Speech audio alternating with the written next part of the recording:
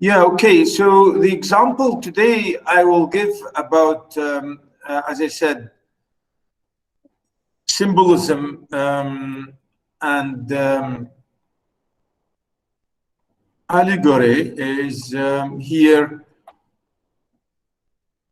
Where are we? By William Blake. There is a tiny example. I will show you this. As I said, it's called, the example here is called the sick rose. The sick rose. Really, the example is quite small, as you can see. By, as I said, by William Blake. You can see my screen, I'm sure. Look at it here. The sick rose. Oh, rose, thou art sick. The invisible worm that flies in the night in the howling storm has found out thy bed of crimson joy, and his dark secret love does thy life destroy.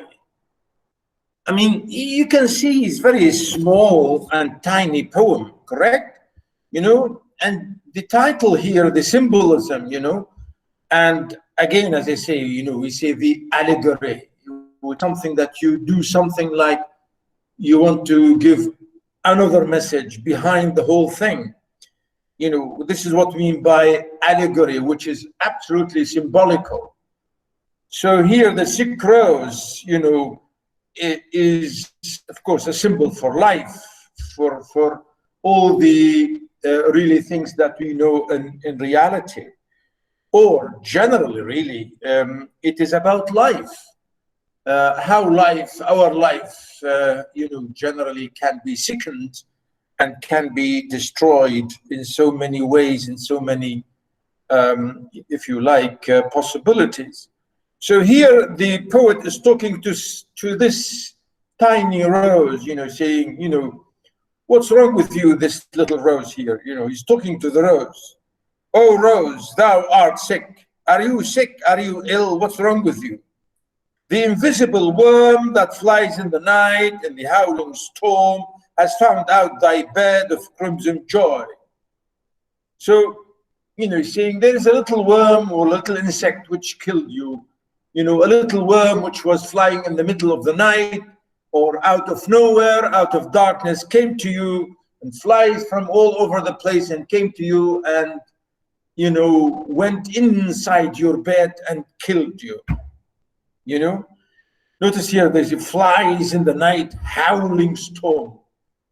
You know, it's a really amazing description here to describe a worm, a tiny worm flying in a howling storm. You know, very massive, strong storm. I don't think, you know, I think here the poet is exaggerating a lot to say about this howling, you know, absolutely savage storm. I mean, worms, I mean, tiny little, only a little bit of wind will kill all the worms, if you like. Worms can't fly in wind like that. So he's really very ironical and sarcastic to say this, not just sarcastic, but really very symbolical, to say about the terrible diseases that we get from all over the world, from around us. We have no idea how things, you know, if you like, sometimes we are, if you like, blighted with in so many ways. I mean, look today, for example, in modern life today, think about the corona thing, you know, we are, the whole world is terrified. The whole entire globe is terrified by this little, my God, by this you know, amazing invisible worm here. This little insect or worm, which is not even a worm, you know, it's really a tiny, tiny, tiny virus, which is killing millions so far. Yeah, you know, this is it. You know, this the whole thing is symbolical. So as if here, really, the poet is saying, oh, the world, what's wrong with you? Oh, thou sick world, you are terrified by this corona thing. Yeah, yeah, absolutely. That's the symbolism. The flies in the night and the howling storm has found out thy bed. You know, found your bed, found your place, and went into it and killed you of crimson joy. And his dark secret love does thy life destroy. What love? What love? And what dark love? And what secret love? What kind of love is he talking about? He's saying that worms normally like roses. They live, worms mostly, these tiny worms, they love to go into, you know, branches and trees, and they eat trees, they eat branches, they eat not just roses, but everything. You know, all our plantations, plants, most plants are destroyed by worms, insects. And he said, dark secret means the secret. Why worms love trees? So he's saying there's a secret love here between worms and trees. You know, like this love story now we have with the corona thing, isn't it? His dark secret love does thy life destroy. It did. This kind of love between the worm and the tree killed you. What? Are we saying here وَمِنَ الْحُبِّ مَا قَتَلْ? Amir, where are you? Yes, doctor. Yeah? What's this? Can you hear me? What's this? It could be, doctor, like someone says something that you love might kill you. But doctor, I was wondering the meaning of the storm. Is there a meaning behind it? I was wondering about the meaning of the storm, the howling storm. Does it refer to something, or is it a symbol of something?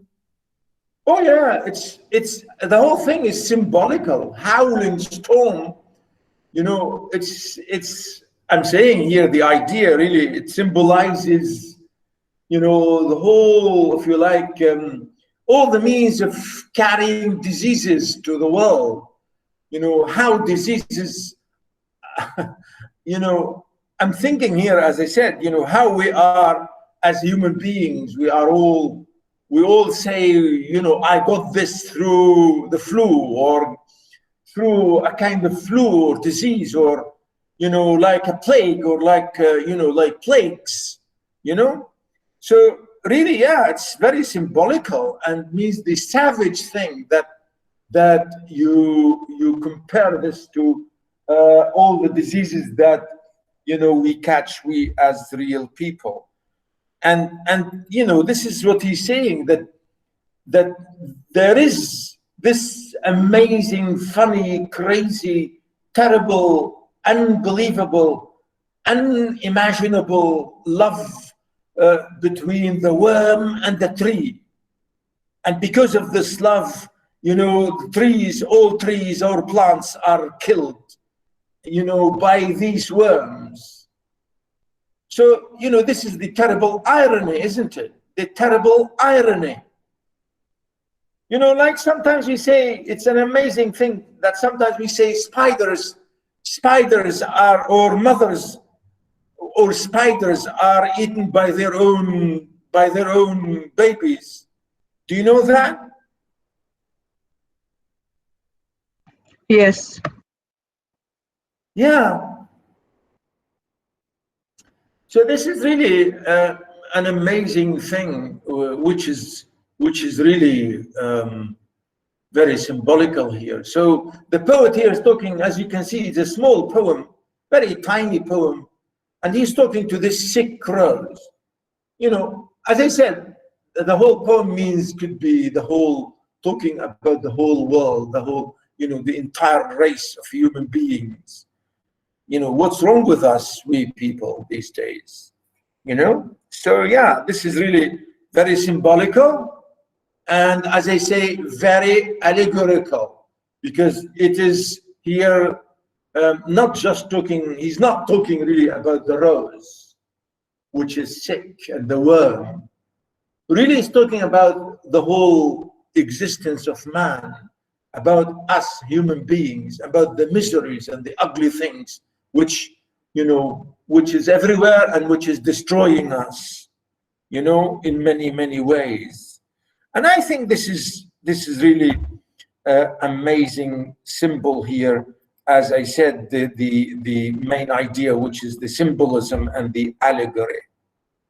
Another poem which is really nice here, it's called The Road Not Taken by our friend Frost. The road not taken. Again, this is very symbolical. You know, we are always given choices in life sometimes. We are given choices and we decide. And sometimes we say, maybe I made the wrong choice. Yeah? I mean, some of you, maybe now we are here in the English department, or you're doing education. And maybe sometimes you say, oh, maybe I made the wrong, you know, a wrong choice. I should have been studying mathematics, or maybe, I don't know, biology or something. Do you say that sometimes? Always, doctor. Yes. Yeah, you say, oh, I took the wrong road. I should have taken the other road. I should have taken the other road. Maybe I came this way and I think I was wrong. Or maybe no, my choice was good. And I think my choice was excellent. And really here the poem is saying exactly this. And this is noticed here by our friend Robert Frost, the American. I think he's, I don't know, he's a modern 20th century poet. Yeah, here, Robert Frost, page 46 in my little booklet for you here. The road not taken. So he's talking about the road which he did not take. And now he feels sorry that he didn't take that road. Two roads diverged in a yellow wood, and sorry I couldn't travel both. And be one traveler long I stood, and looked down one as far as I could, to where it bent in the undergrowth. Yeah. Well, look, for example, about this really lovely, you can see here the rhyme would and stood and could. So A, B.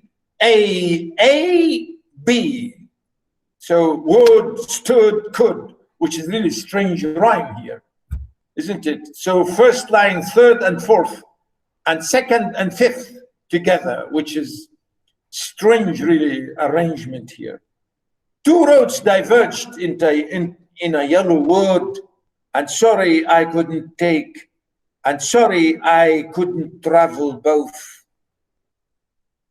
And be one traveler, long I stood, and looked down one as far as I could, to where it bent in the undergrowth. Then took the other as just as fair, and having perhaps the better claim, because it was grassy and wanted wear. Though as for that the passing there had worn them really about the same. And both the morning equally lay, and both that morning equally lay in leaves no step had trodden black. Oh, I kept the first, or for another day, yet knowing how way leads on to way, I doubted if I should ever come back. I shall be telling this with a sigh. Somewhere ages and ages hence, two roads diverged in a wood, and I took the one less traveled by, and that has made all the difference. Remember, he the same man. We took the poem "Mending Wall." Remember, this is the one. I think we did that earlier on.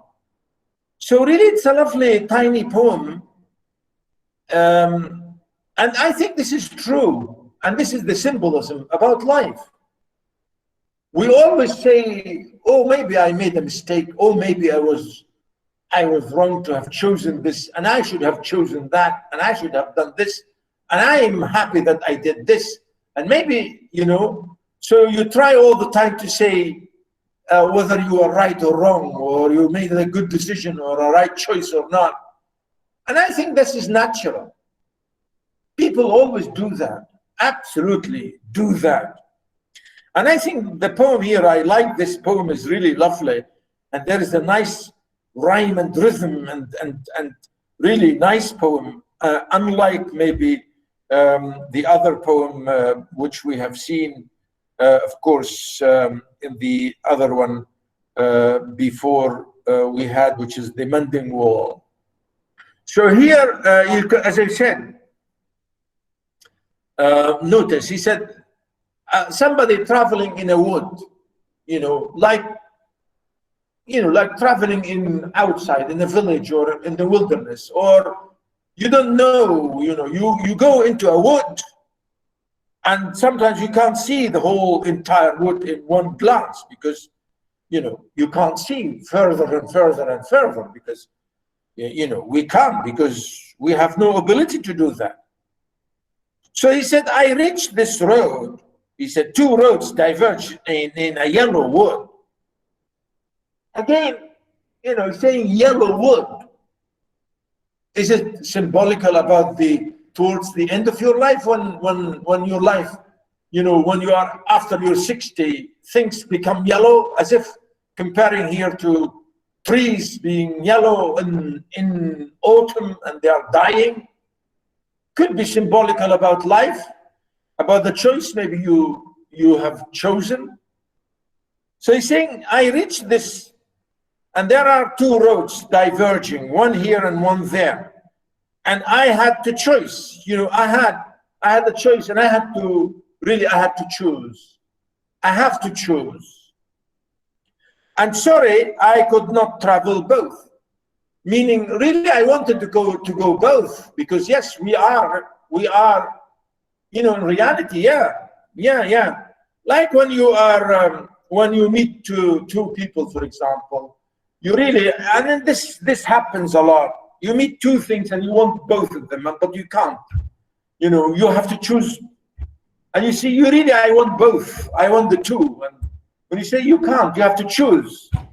This is sometimes, it happens. Really, it happens. It happens all the time. Huh? Amir.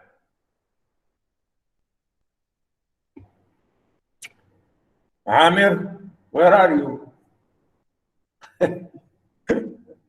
Boys. Muhammad. Hello. Where are you, my boys? Yes, doctor, ask. We can hear you. Yeah.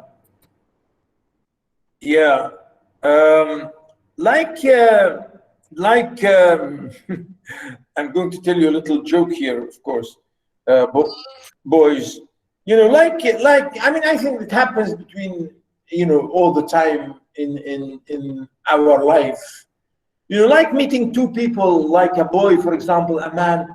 When you fall in love with a young lady, and then you find another lady, you say, "Wow, this is better," and you say, "No, that one is better."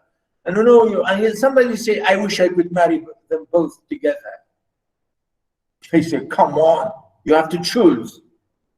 And sometimes say, "Oh man, yeah, I made the wrong choice," and yeah.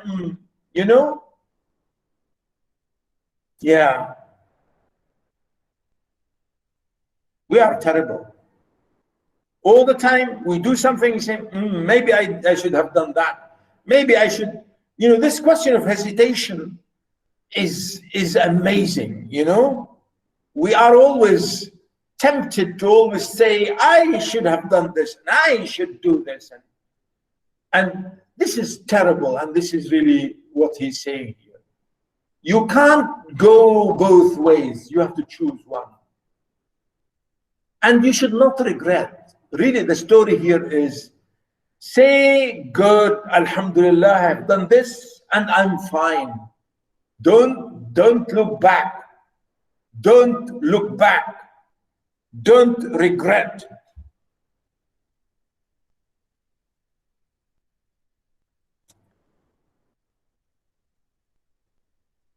Yeah, so really is an amazing story here he's saying. And the man here, the poet, is convincing himself. He said, yeah, I had to choose. I wanted to go both ways, but I could not. So I stood there for a long time thinking. And be one traveler, being myself, one person. So I can't go both ways because I'm one. So he said, I stood there long time. I stood there watching and thinking, and looked down one as far as I could to where it bent in the undergrowth. So he was looking down and looking and looking, but he couldn't see where the road is going. So he had to choose.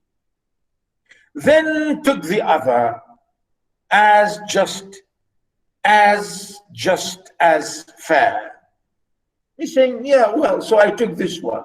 Maybe this one is as beautiful as the other one, as good, as nice as the other one. So let me take this one. And having perhaps the better claim, so now he started to hesitate and to speculate. He said, maybe I took the good one, the better one. Why? Because he said it was grassy and wanted wear, meaning nobody touched it before. The road was grassy, very clean and very nice, and nobody tread on it, nobody touched it. Notice here said grassy and wanted wear, meaning no one touched it. Though as for that, the passing there had warned them really about the same. So maybe on the other road, maybe the grass is the same, but maybe somebody walked on them. So I was the first one here to walk in this way. So maybe I was the first one to come here. So that's okay. And both that morning equally lay in leaves, no step had trodden black. So now he comes back again to say, yeah, the road that I've taken, nobody touched, nobody tread on them. Notice here, trodden, which is the past participle of tread, means to touch by your feet. Nobody, trampled on, nobody walked over this grass. Nobody, no leaves, notice, no step. Oh, I kept the first for another day. So he's saying, yeah, maybe next day I will come and go to that road. But maybe that day, how long? When is it coming? Maybe after 50 years? Yeah, well, this is the symbolism. This is the symbolism. Yes. Yeah, you say, next time I will do something else. And maybe I made a mistake, but next time I'll do the good one. And, the choice again here. So he said, I kept the first for another day. That road I will take another time. Yet knowing how way leads on to way, I doubted if I should ever come back. So that's it. He said, I'm coming another day, I will come to that way, but when? That's the symbol about it. Well, in the next life, because now I'm finished, I'm dead, I'm over, I don't have time, I'm over, I'm finished. I will never be able to come back. Maybe I need another life and to take another choice. Yet knowing how way leads on to way, I doubted if I should ever come back. Maybe we say ways lead to ways and so on, but how do you know? You will never know. It's too late to say this. So therefore, you should never think and look back. I shall be telling this with a sigh. Yeah, with a sigh. يا حسرة يا حسرتي يا حسرتي. Why? You know, with a sigh. Oh, wow, wow, wow. Yeah. I shall be telling this with a sigh somewhere ages and ages hence. I'm going to tell this story on and on and on and on for ages to come. But nothing will change, nothing will happen. And I will repeat the same story, the same thing. And I will say to my kids and to my future kids and kids and kids, yeah, I had a choice, but I took this road. Two roads diverged in a wood, and I took the one. I took the one less traveled by. And that has made all the difference. So he's saying that's the only difference. I will say to my kids and to my generations to come, maybe my choice was wrong. I don't know. I don't know. But I will say to my kids and I say to my generations to come that I took this choice. And my choice was good, was excellent, because I was the first one. I was the only one to come this way. So I am sort of individualistic and unique in my position. Nobody did like what I did. I was the only traveler, one less traveled by.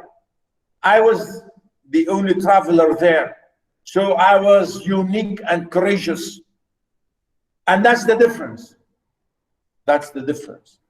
My choice was good because it was a unique choice. And I'm happy with it. Maybe I was wrong, I don't know. But I will say I'm okay with it because I was the only traveler to this road. Really, the symbolism here, was he correct? Was his choice correct? Basmala.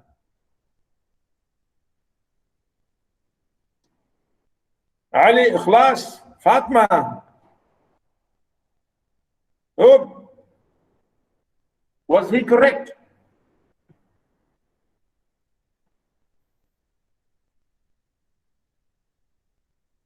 About what? About his choice.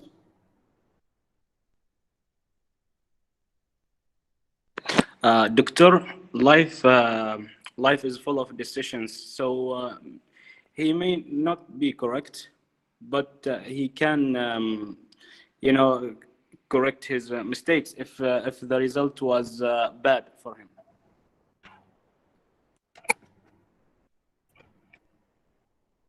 Yeah. Can you explain more?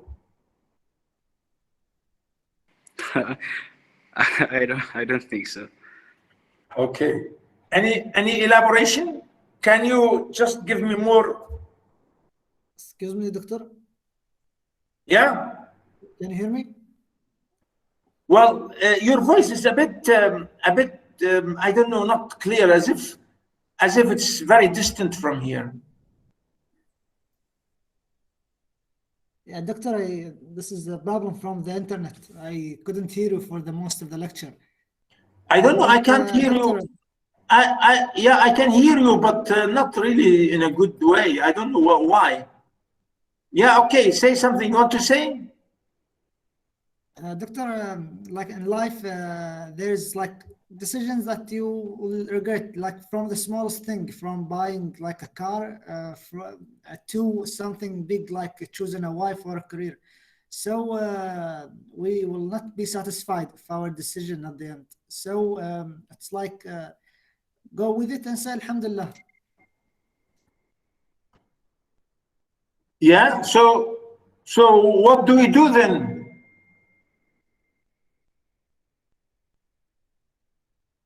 عقلها وتوكل على الله دكتور. Yeah, you say, Alhamdulillah, we have taken this, it's fine. Are you going to be busy all the time just saying and regretting, I did this, I should have done this, Are we going to do that all the time?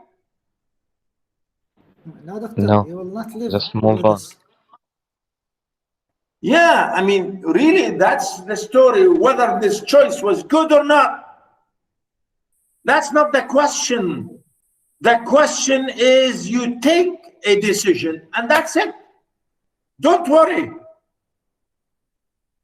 The idea here, when you say the road not taken, and you spend time and time and time and thinking and regretting and crying and regretting, well, that's not life.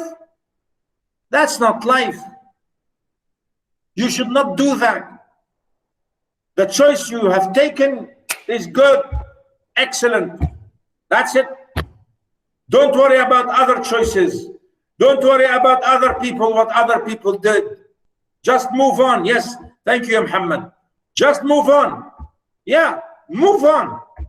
And Faiz, yeah, it's not healthy. It's not healthy. It's not good to always and moan.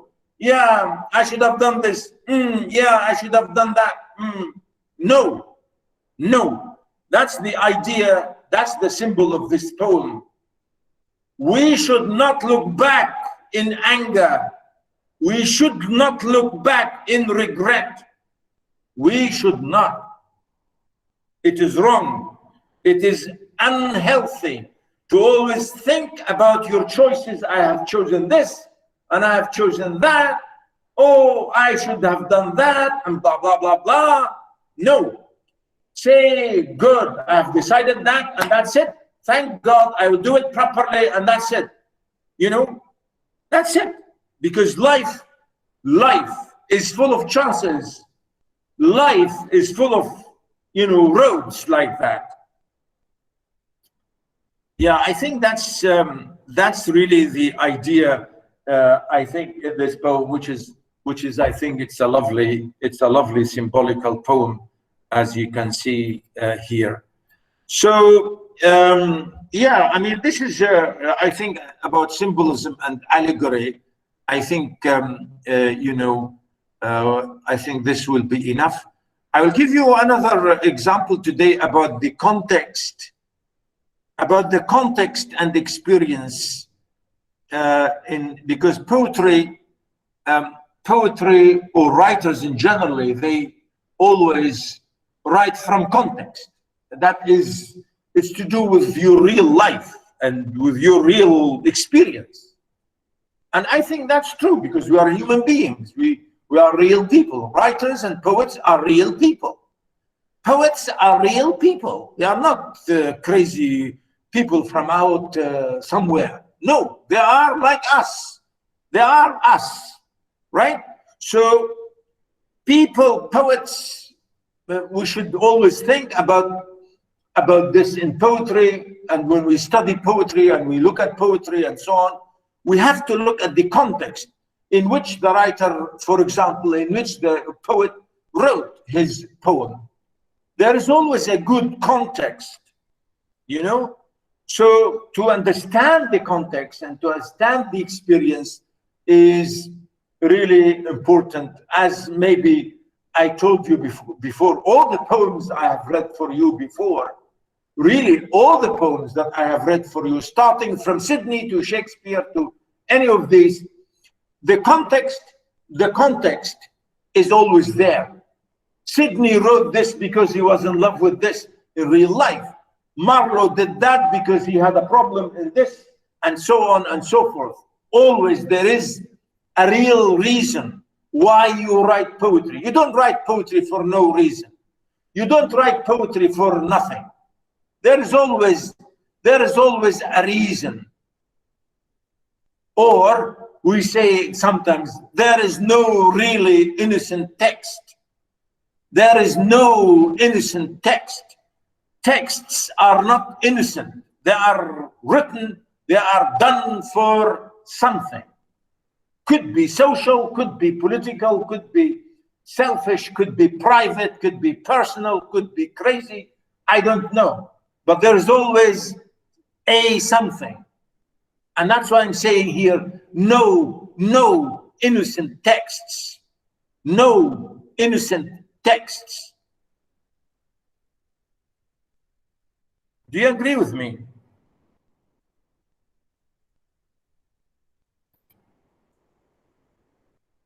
Huh?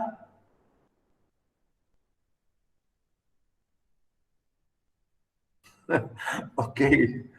Okay, well, yeah, absolutely. So here really the poet, the examples I'm going to give you one example, just one example. But again, as I said, all the poems that I have read, all the poems, all the poetry that I have read for you in this course, all the poetry that I given to you in this course, you know,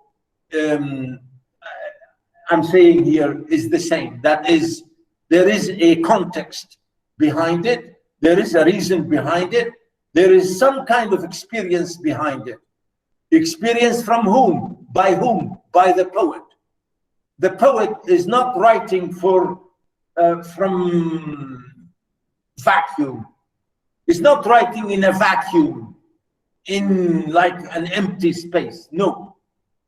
There is always some kind of life, real flesh and blood, real people behind it.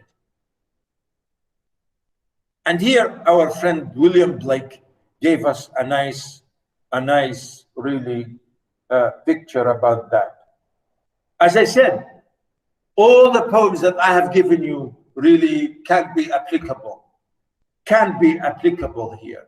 But I will just maybe focus on one here to show you what I mean by experience. Our friend, as I said, William Blake, to go back to William Blake, where is he? Here.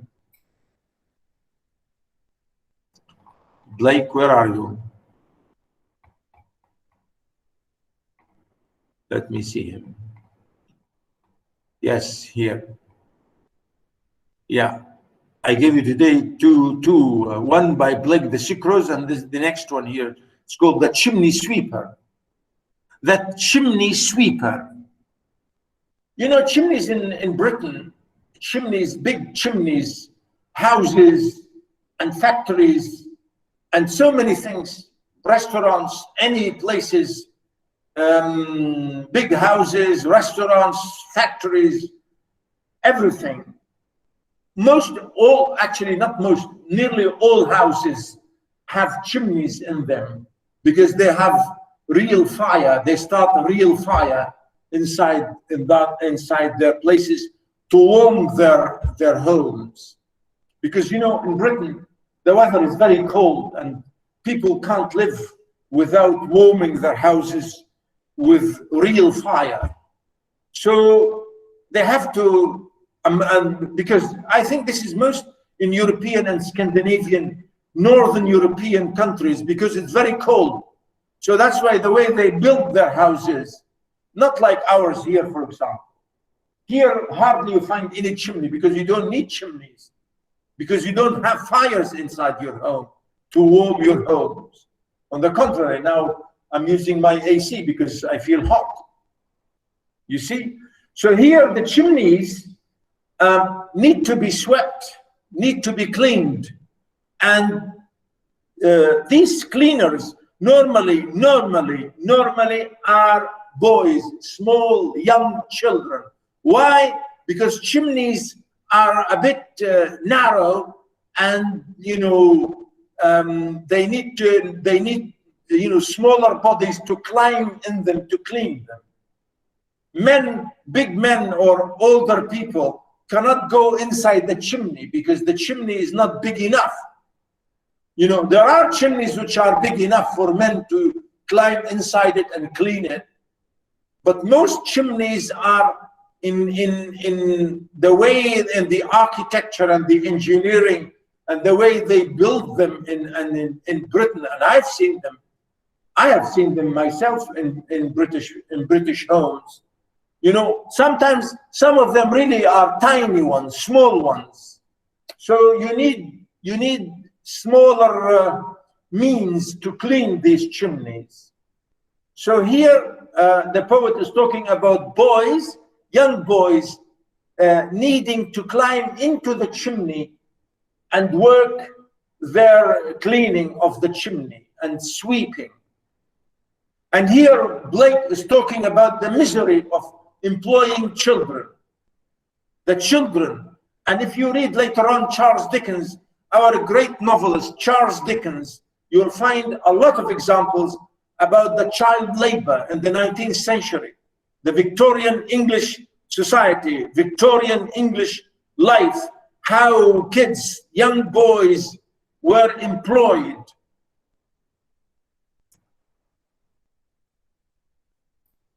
Let me show you something here. I have something to show you.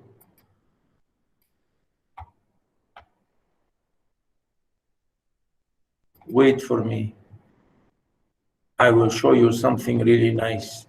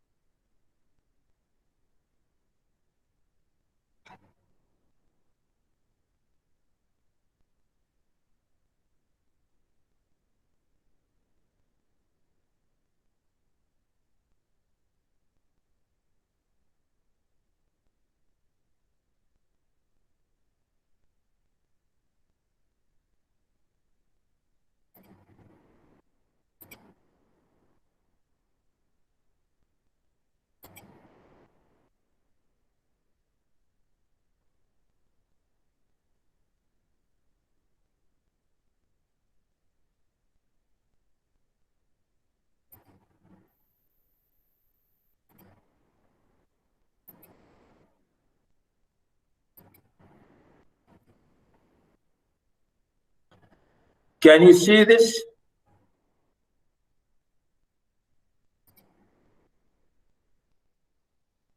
Yes. Yes, doctor. Can you hear the voice?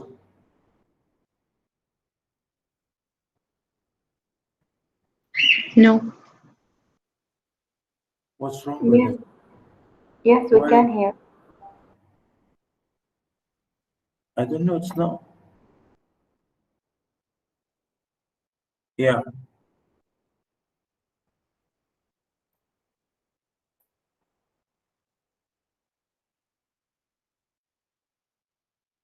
This is a film. It's called Oliver Twist by, it's Charles Dickens.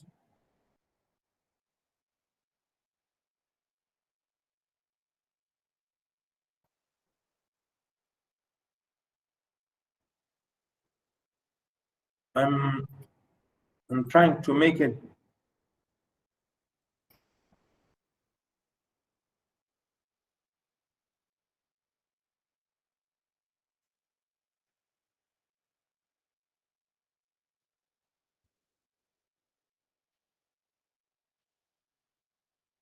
Oh, come on.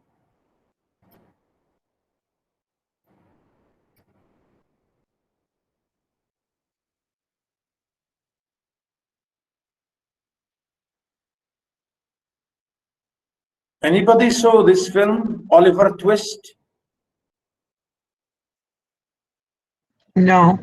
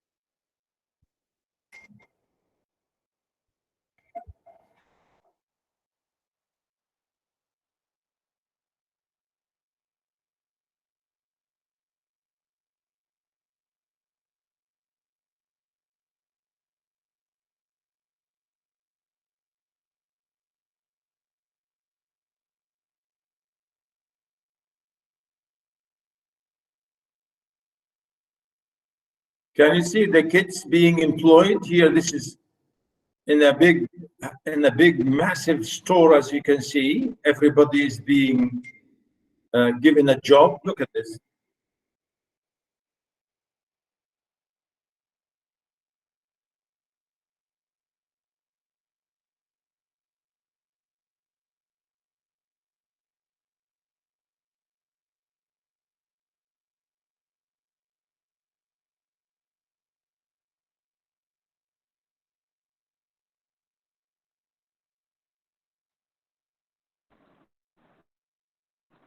Doctor?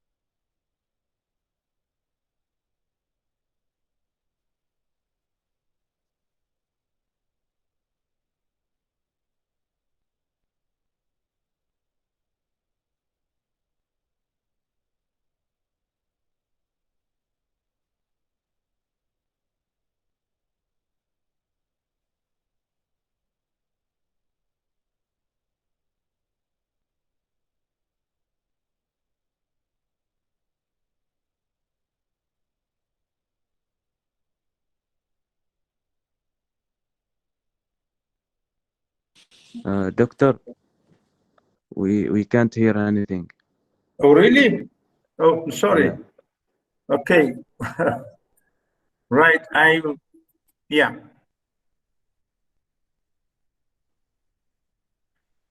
Okay, so, but you saw the images, correct?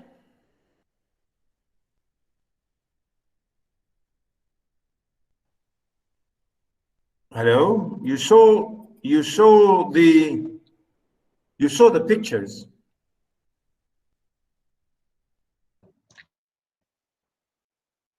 Yes. Okay. So really, I was just trying to show you a little bit here, the graphic description, of course. I wanted to say about the employment of kids, employment of children, and the chimney sweeping. The last image here, we see the man with his donkey. He's a chimney sweeper, and he's looking for Oliver to use him as a chimney sweeper, as a boy, as a chimney sweeper. So really, the image, of course, here, the story is something else. Really, it's a lovely novel by Charles Dickens. This is a novel called Oliver Twist. Oliver Twist by Charles Dickens. It's an amazing, really lovely novel. So I'm saying here today, really, boys and girls, is that our friend, what's his name? Where is that? Yeah. Our friend, as I said, Blake is actually talking about it here in this short poem, The Chimney Sweeper. When my mother died, I was very young, and my father sold me while yet my tongue could scarcely cry, weep, weep, weep, weep. So your chimneys I sweep, and in suit I sleep. There's little Tom Darcy who cried when his head that curled like a lamb's back was shaved. So I said, hush, Tom, never mind it, for when your head's bare, you know that the suit can't spoil your white hair. And so he was quiet, and that every night, as Tom was sleeping, he had such a sight that thousands of sweepers, Dick, Joe, Ned, and Jack, were all of them locked up in coffins of black. And by came an angel who had a bright key, and he opened the coffins and set them all free. Then down a green plain, leaping, laughing, they run, and wash in a river and shine in the sun. Then naked and white, all their bags left behind, they rise upon clouds, sport in the wind. And the angel told Tom if he'd be a good boy, he would have God for his father and never want joy. And so Tom awake, and we rose in the dark and got with our bags and our brushes to work. Though the morning was cold, Tom was happy and warm. So if all do their duty, they need not fear harm.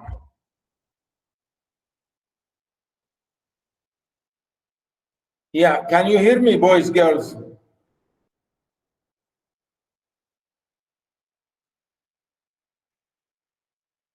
Yes. Yes. What's wrong with you today? The net or something? I don't know. You seem to be either asleep or I don't know, or hungry maybe. You want some porridge? You want some more? Yeah. Yes.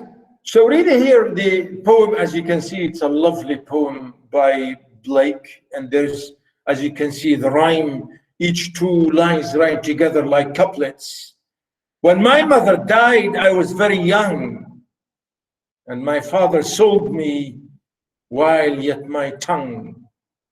So here, the first stanza, the poet really, the speaker here, the poet, as I said, could be from experience, of course, from experience, because London at that time is the same time that film was shown. As you can see, the film I showed you, just this 5 minutes that I showed you today, really, it's a great image about how London life was, the English society, the English, you know, the British society, or even not just English, really, everywhere in Europe, poverty and things were miserable. So here he's saying, I was sold like a baby. When I was even a little baby, I was sold to work. Now, literally, we don't say sold because babies or fathers don't sell their children, but they let them go to work. They force them to go to work as kids. But you see, these people here we have seen in the film, they were orphans. They were fatherless, or they had no parents, or just orphans. So the novel really showed it in a really graphic, lovely way. I love this film, and I taught this novel many times before.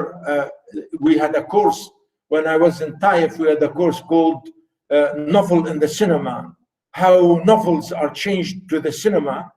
And I used to give this example as a novel changed into a huge, successful film, a cinema film. And this was my example. So here we can see, you know, how children are absolutely treated in a horrible way to work as chimney sweepers.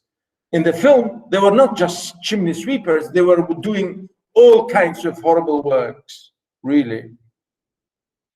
So here the poet is exaggerating to say, when I was a little baby, my parents sold me to work, and I was so tiny, I could hardly say a word. I was only able to cry. The only thing, because I was a baby. I was not able even to think. I was just crying, weep, weep, weep, weep. You know, just weeping. Why? Because I was always employed to clean these chimneys. So your chimneys I sweep, and in suit I sleep.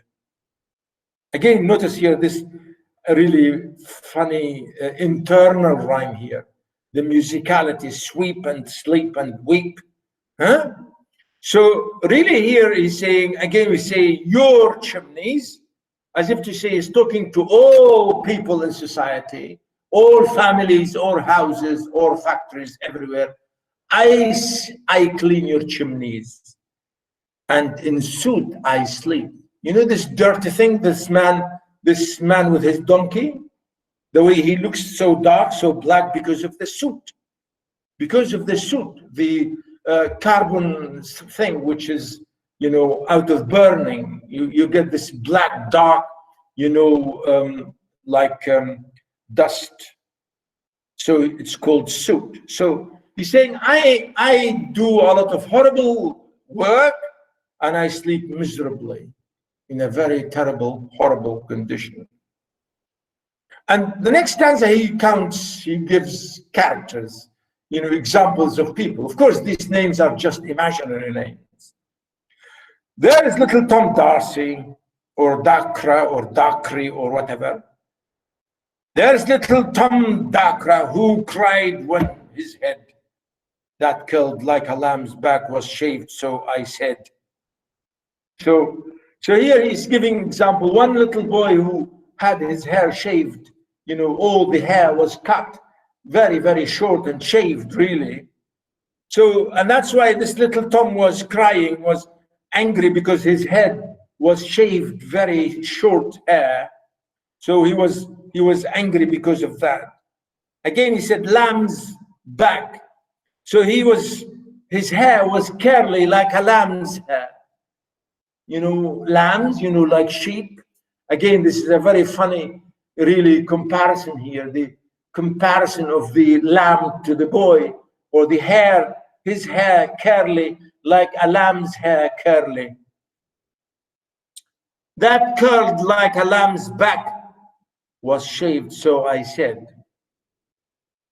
So he said, don't worry about your hair. You know, don't cry that you have lost your hair. Hush, Tom. Quiet, Tom. Never mind it. Don't worry about it. For when your head is bare, meaning when you have no hair on your head, so you will have no problem in washing your head because you don't have hair. You know that the suit cannot spoil your white hair. Like this man we have seen with his donkey. His hair originally is white, but because of the suit, it became really very dark. So he's saying, well, when you have your hair is cut, when you have it really completely cut, so you don't worry about your, well, it's like my hair now, you know. I have lovely hair here. So really here the idea is saying, why are you crying about your hair? You don't worry about it. You don't have soot in it. You will be fine. And so he was quiet. So when I told him this, my friend Tom was quiet. And that very night, as Tom was sleeping, he had such a sight. So he was quiet, and during the night he had a sight. A sight means a dream. He had a dream. Like these boys, you've seen them. The boys when they were sleeping, I deliberately showed you these images just to show you that they were sleeping lying in coffins. They were like in boxes, like in coffins. And the boy was running and couldn't sleep. He said, because first he was hungry. Second, he was worried that his neighbor next to him, because his neighbor again is hungry like him, he said, my neighbor might eat me. Which is really amazing and exaggeration by great Dickens. That the next boy will eat me, he said. This is unbelievable. So our boy here, Tom, was sleeping and he had a dream. And the dream was, he said, that thousands of sweeper, dig, John, dog, all these names, you know, he's saying we were all sweeping, we were all boys, were all of them locked up in coffins of black.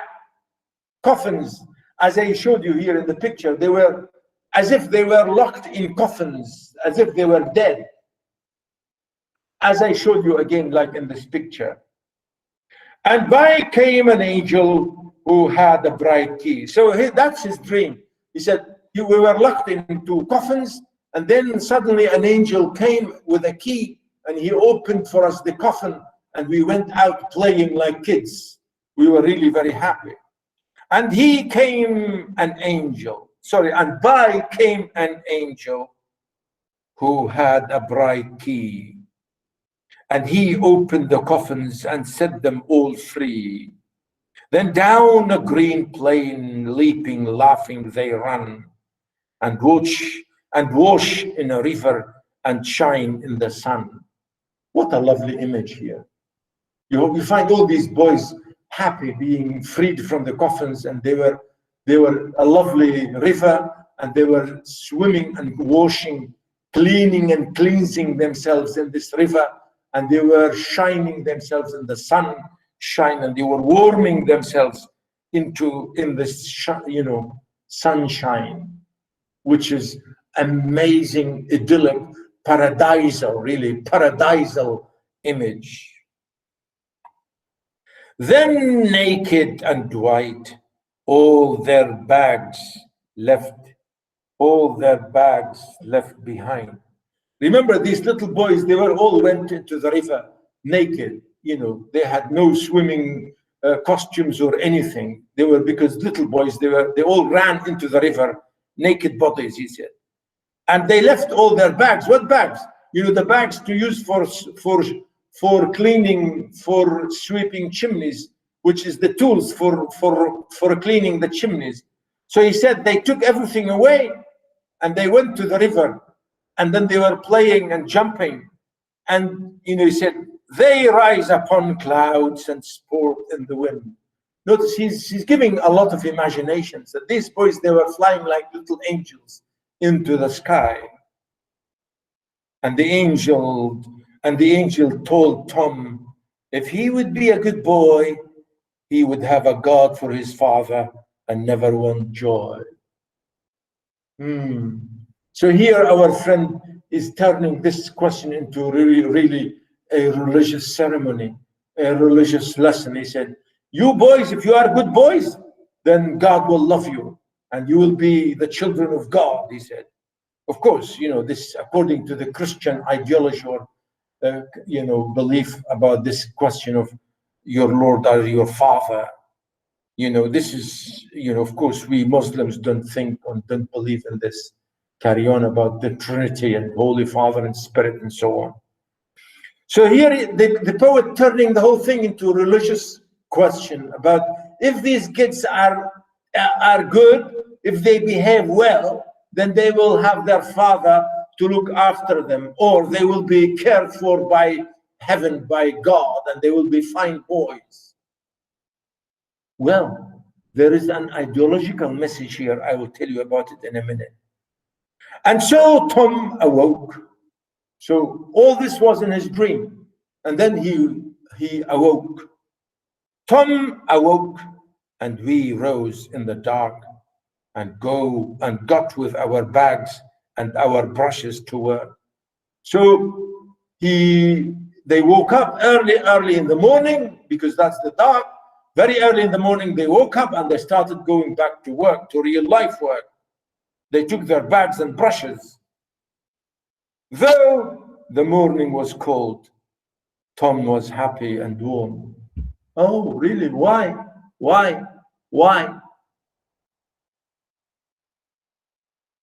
So if all do their duty, they need not fear harm.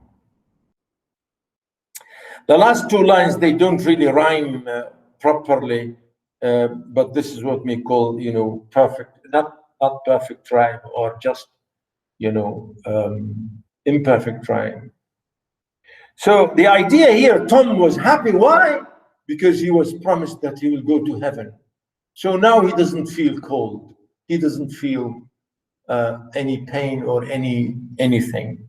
He feels, on the contrary, he feels warm, because the warmth, as we say, mashallah, hararatul iman. Mashallah, hararatul iman. Dif'ul iman. Oh, really? How? If you do your duty, then you will be okay. You will be nice and happy about it. Well, this is really for many people, for many critics, and for many really scholars and socialists, and for many critics, this is a terrible idea, that poor people have been promised heaven, so they should shut up and they should work hard, because at the end of the day they are given heaven. Well, how do we know? How do you know? So here the angel told him, do your duty and then you will go to heaven. Well, inshallah, we will go to heaven. We are doing our duty, and today I've done my duty with you today, and my class is over, and I think it's the time, and I will call it a day, and that's it. If you have any question about this, I will answer you. I'll stop recording, and then if you